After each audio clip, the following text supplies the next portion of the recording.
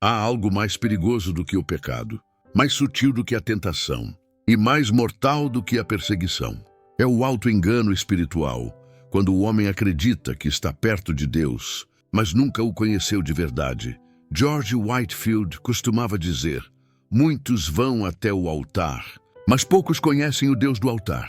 E essa frase ecoa até hoje como uma espada cortando o centro do coração humano. Você pode orar todos os dias, pode cantar hinos, pode levantar as mãos, chorar durante o louvor e até pregar sobre o amor de Cristo. E ainda assim, nunca ter nascido de novo. Whitefield via multidões se reunindo para ouvi-lo pregar nas ruas da Inglaterra e da América. Mas ele sabia, entre as lágrimas e as emoções, havia corações ainda mortos. Ele não buscava aplausos, buscava almas. E dizia com lágrimas nos olhos: oh, que tragédia é morrer dentro da igreja e acordar no inferno. Essa era sua dor, ver um cristianismo de aparência, mas sem presença. Um povo que conhece a liturgia, mas não conhece o Senhor. Que fala do arrependimento, mas nunca chorou por seus próprios pecados. Que cita a Bíblia, mas nunca foi ferido por ela. George Whitefield pregava o Evangelho como quem segura um raio nas mãos. Suas palavras não vinham do intelecto, vinham das entranhas. Ele não pregava para impressionar, pregava para incendiar. E talvez seja isso que falta hoje: fogo. O fogo que não vem do palco, mas do altar. O fogo que não queima por emoção, mas por convicção. Você pode frequentar cultos, seguir líderes e admirar pregadores. Mas se o Espírito Santo ainda não queimou dentro de você, tudo é vaidade espiritual. Whitefield sabia que o maior inimigo da fé não era o ateísmo, era a religiosidade. Porque a religiosidade veste o disfarce da piedade, mas nega o poder da transformação. E quantos hoje vivem assim? Falam de Deus, mas não falam com Deus. Carregam Bíblias, mas nunca foram carregados pela cruz. Sabem sobre o sangue, mas nunca se lavaram nele. George Whitefield pregava com o rosto molhado de lágrimas e a voz tremendo de convicção. Porque ele sabia que o inferno está cheio de pessoas que acreditaram em Deus, mas nunca nasceram do Espírito. Ele dizia: a prova do novo nascimento não está em palavras, mas em mudança. Você pode repetir orações, pode conhecer doutrinas, mas se o seu coração não foi transformado, o seu cristianismo é apenas um eco sem vida.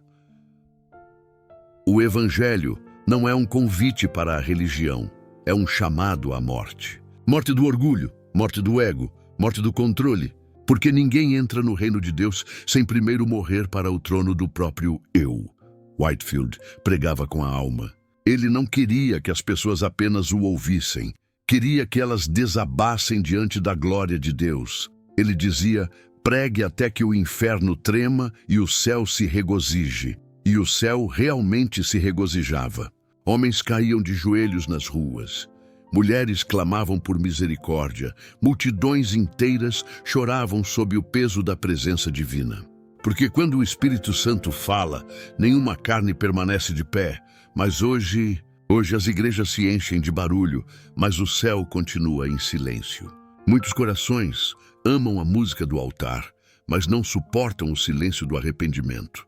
Querem o consolo de Cristo, mas não o confronto da cruz. E Whitefield ainda sussurra através dos séculos: se o seu cristianismo não o levou à cruz, ele não o levará ao céu. Essa é a verdade que o mundo moderno rejeita, mas que ainda liberta. Porque enquanto o homem buscar um evangelho confortável, jamais conhecerá o Cristo crucificado. O verdadeiro avivamento não começa com aplausos, começa com gemidos. Não começa no palco, começa no chão. Não começa com multidões. Começa com um coração que diz: Senhor, salva-me de mim mesmo. George Whitefield sabia que as multidões eram passageiras, mas uma alma quebrantada dura para sempre.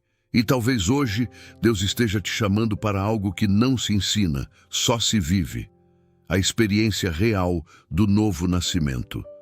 Não basta ir à igreja, não basta sentir algo bom. É preciso ser feito novo, nascer do alto.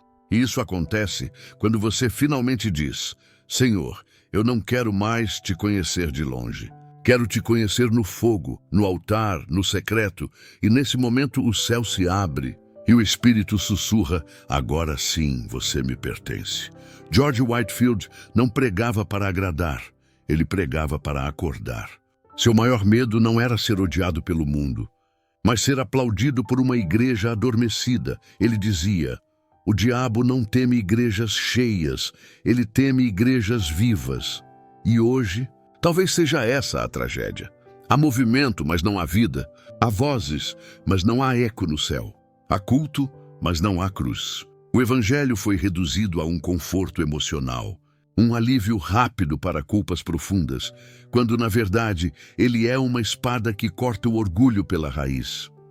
Whitefield pregava o arrependimento como quem oferece o último respiro antes do naufrágio. Ele não suavizava o pecado, ele o expunha.